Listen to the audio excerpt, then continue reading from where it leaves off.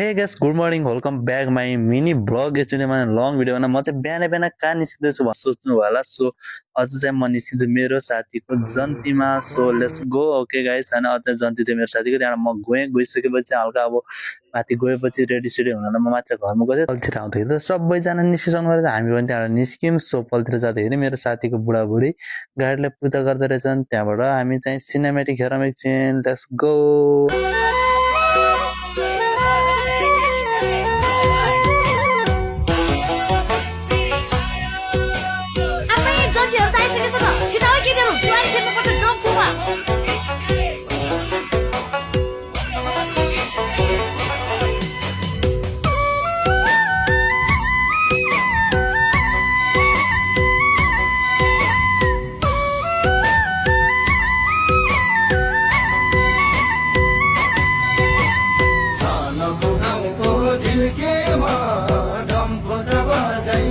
त्यहाँबाट चाहिँ हामी धुलो उडाउँदै गाडी गुडाउँदै हामी मोटर उडाउँदै मोटर गुडाउँदै भन्दै लाग्यौँ काभ्रेतिर। त्यहाँबाट चाहिँ हामी यस्तो रमाइलो भइरहेको थियो। सो अलि सोचे जस्तो चाहिँ हुन्न, अब त्यही हो। Let's go. अनि त्यहाँबाट फेरि हामी सिनेमेटिक हेरौँ बाटोतिर go. Okay let's go guys.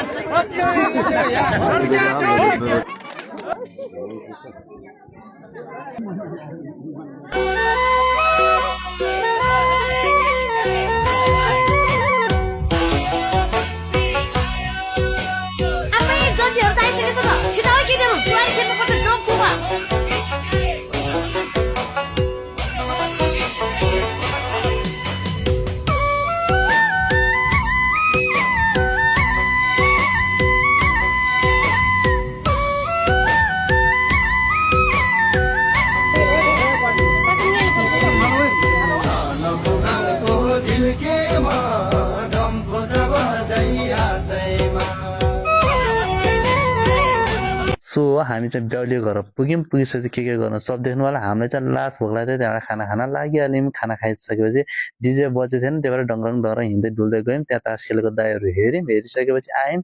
DJ बजेको थियो, त्यहाँबाट केटाहरू नाच्न लाग्यो। त्यहाँबाट मैले त्यहाँ सानसानो क्लिपहरू राखिदिएको छु, सबै त राख्न सक्दैन, त्यही भएर मैले चाहिँ थोरै राखिदिएको छु। त्यो हेर्नुहोस्।